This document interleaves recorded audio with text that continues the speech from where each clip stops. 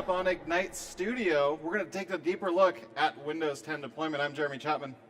I'm Mike Niehaus. So we're going to have a look at the options for deploying Windows 10. We're going to look at provisioning packages to customize Windows, and we're also going to look at some older tools, right? We are. We're going to try to check out what's changed with Windows 10 to do in-place upgrades, to provision new devices, and of course the old MDT and Config Manager tools that we've known and loved for the last several years. And if you're using Config Manager right now, there's a new option that we can do, which is actually an in-place upgrade supported through Config Manager. We'll show you what that looks like on the show. Well, let's have a look at all the different options that we have here at the PPI. Because I know there's a lot of new stuff. If you're used to Windows 7, I heard a lot of people in the audience are doing that. They have that deployment probably down pat. But Windows 8, a little bit different than Windows 7, but Windows 10 adds a couple of new options. Let's go over those.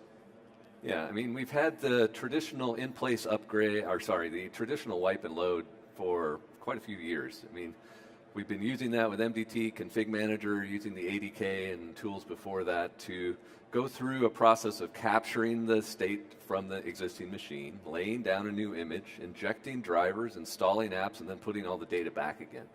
Everyone knows how to do that. That's well understood. Everyone has their master image. They've been using that to deploy Windows 7, Windows 8.1, all of that.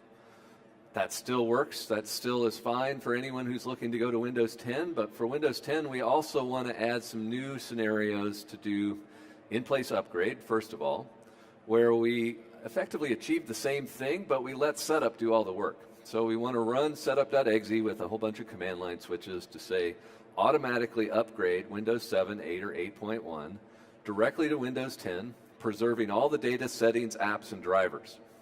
With a few exceptions, it'll leave some of the older drivers around and put new ones in place where it needs to, but it will use the standard OS image. There's no custom image needed to do that. You just use what comes on the media, the install.wim. We use that and go. Yep. And everything is preserved.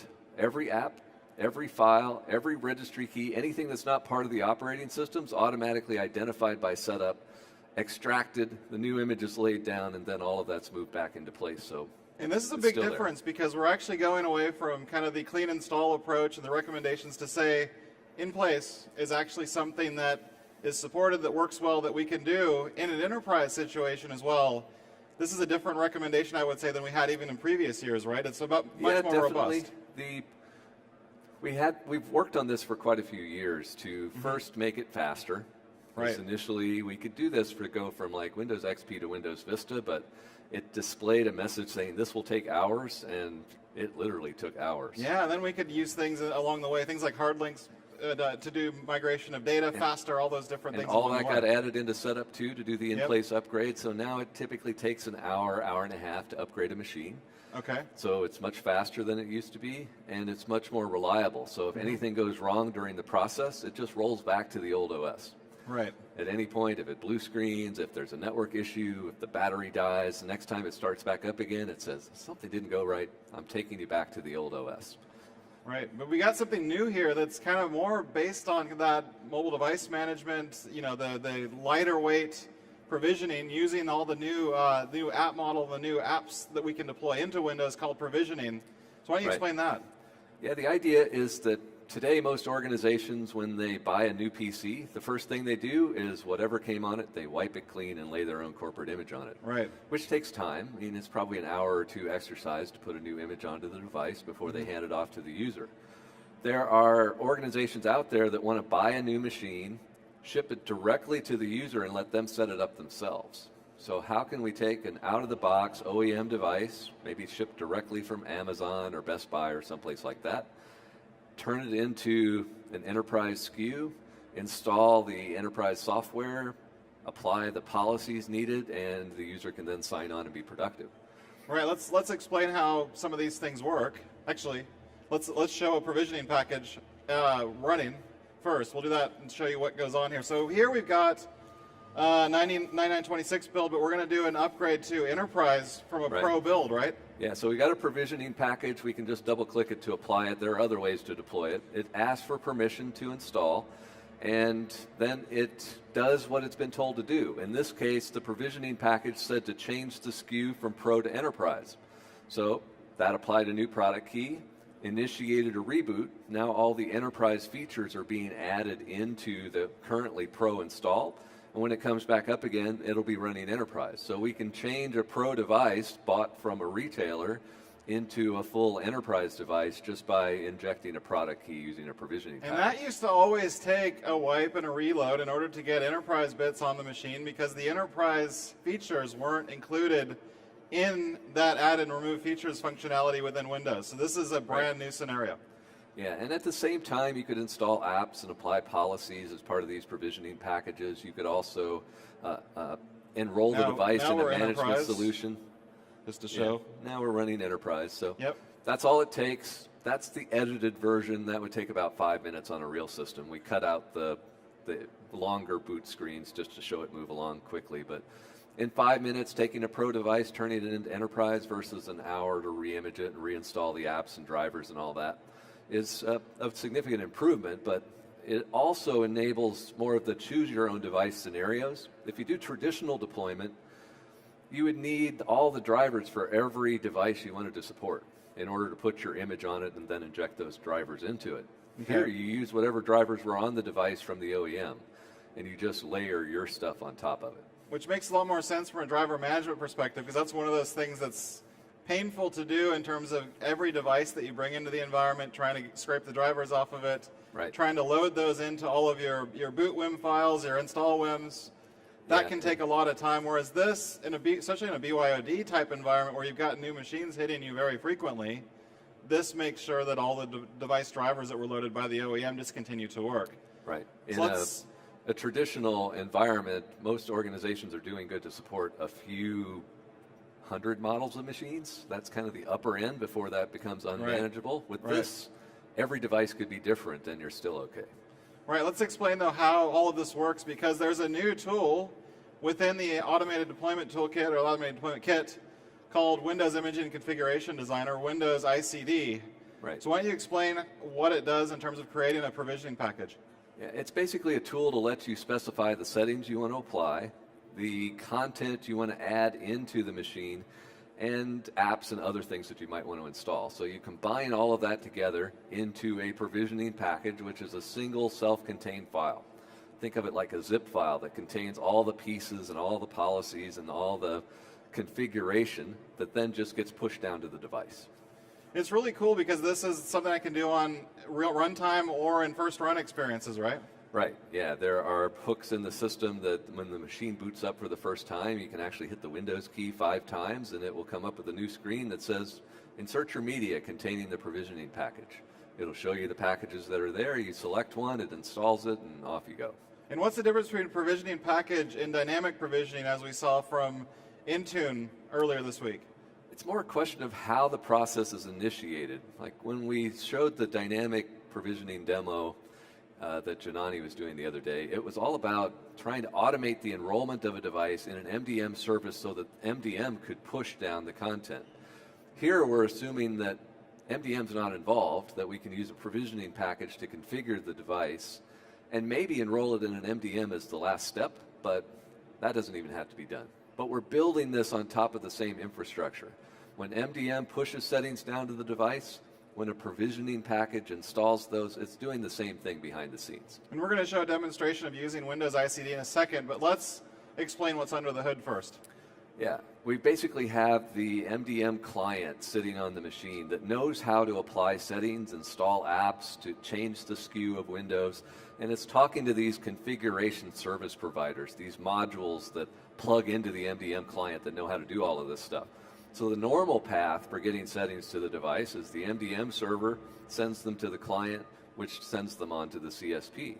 But we can also use Windows ICD to create a provisioning package that's then provided to the provisioning engine, which passes them to the same CSPs, the same MDM client. So, and this one's interesting. So from an Exchange server, because I'm in the Office 365 team, what's the story here from Exchange?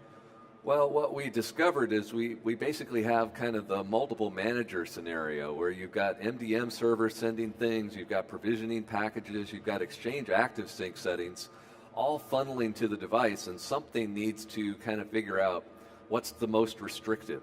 So they all funnel together through a common layer that kind of figures out that, oh, this one set this security setting, this one set a different one, this one set a third. We'll merge those together and apply this. Very cool. And I know we got a couple of demos to show, so why don't we actually take a look at a few demos of the new provisioning model and what we can do in System Center as well with Windows 10. Yeah, let's start off with the provisioning side, if I can get into my system. And look at the Windows ICD tool through layers of sign-in screens. They always time out when you don't want them to. So we have the Windows Imaging and Configuration Designer. This is the tool for authoring a configuration, a provisioning package. There are some scenarios here that are more targeted toward OEMs who want to create media that they can blast out to 10,000 machines, but for the enterprise scenarios, we want to focus on just the provisioning packages. So we'll say we want to create a new one. We can call it Demo. Demo 2, because it looks like I've already got a demo. We specify the Windows edition. In this case, it doesn't matter. If we were creating one that was specific for a phone, we could specify that. So we actually use the same infrastructure for phone devices too. We can import an existing one and then modify it. In this case, I'll just start from scratch. And then we're presented with what we can configure. So we can add in applications, drivers, features that we want to add into Windows, additional language packs, Windows updates, all that type of thing. And when you say applications, what types of app packages are you referring to there? At this point, modern apps. So we would be specifying AppX files that we would want to sideload, the dependencies, the licenses, all that stuff that goes along with them. Okay. Longer term, we do want to add support for Win32 apps and PowerShell scripts and those types of things, but those probably will be after the Windows 10 RTM. Initially, it's just going to be the modern applications. Okay. But then we get all of the MDM style settings because like we were looking at before, it's the same infrastructure, so we can configure the settings that eventually get pushed through the MDM client. So maybe we want to set some policies, maybe to disable Bluetooth on a device. So it's allowed by default. Maybe we want to disable it. We can put in whatever value we want for those different settings. They get saved into the provisioning package. When we're happy with all the settings that we want, we just go ahead and build it. And this is more MDM based. It's not like group policy in the sense that, in terms of the number of things that you're doing, it's closer aligned to what you would do on a phone, for example, as you're managing other mobile device types. Yeah, I mean, in group policy, there's like 3,600 settings. On MDM, there'll probably be a few hundred. So it's a different scale, but yeah, we'll put the most useful settings that you would typically want to provision into ICD so that you can do those. Much simpler than what we do with group policy. In the licensing case where we were updating this Pro SKU to Enterprise, all we would need to do is put in an Enterprise product key. Now, I didn't actually copy and paste that one in place, so I just need to put in something that's 29 characters long. So if you're watching this at home, this isn't a real product key. Yeah, that's not a real product key, but hey, the tool will accept it. But at that point, we can then just say we want to export a provisioning package with a particular name. We can encrypt it if we want, put a password on it if we want, sign it with our own certificate to indicate that it's trusted by the organization, whatever we want to do there. I'll just take the defaults and output it by clicking the build button, and it ends up writing a single file containing everything that I had configured. Now in this particular case, that file is not very big because all it contains are settings. So it's a 6K file in this case, which I could put on a USB key, copy to another system, double-click it, and install it. Right. If I put apps or drivers or language packs or other things, this thing will continue to get bigger, but it's really designed to be completely self-contained to copy it over to other systems. Okay, so once you've created this and you've got it ready to go, what does it look like now on a machine that runs that PPKG file? After that's basically setup. What we saw in the demo. I don't okay. have a readily accessible VM to copy that over and double click on it, but yeah, it would just be copying the file to the Windows 10 system, double click it to install it. Okay. So that's basically gonna provision that machine again at runtime or straight after a first run and out of Ubi. But we also have support for all the older tools, as we mentioned earlier, that you can use things like Microsoft Deployment Toolkit, you can use System Center Configuration Manager. And we wanted to show you a new thing that you can do within your task sequences for operating system deployment in Config Manager, which is an in-place upgrade, which is something that's brand new. People have been asking about that for many, many years, wanting that for a lot of different scenarios, but now we have that built in. So why don't you show us some of the new task sequence support? Yeah, we've showed in-place upgrade kind of from the retail perspective with the Insider program, where you install an update on the machine and then it causes Windows 10 to show up in the Windows Update control panel. This is different. This is for an enterprise who wants to use the Windows 10 media to push out Windows 10 to a batch of machines. And the best way to control that is using Config Manager, where you can schedule this to happen on large numbers of machines at once. So in Config Manager's technical preview that they just released this week, they've added a new task sequence to do an in-place upgrade. So if we edit this task sequence that I've already created, which is back here somewhere, we have a new step added into the task sequence called Upgrade Operating System, where we can specify the Windows 10 media that we've turned into a Config Manager package, and then we get a few other options to control the behavior. I had mentioned before that setup has a bunch of command line parameters. These checkboxes are basically manipulating those command line parameters. Behind the scenes, the Config Manager task sequence just runs setup.exe with the command lines and initiates the upgrade. You wrap it in a task sequence because you may want to do some pre-processing steps beforehand, maybe uninstall antivirus software or remove an old version of Office or something like that, and then afterwards put it back. Yep. Install the latest version of Office, maybe a click-to-run package. We can put the antivirus software, the latest version of that, on that supports Windows 10, right, and off we go from that point.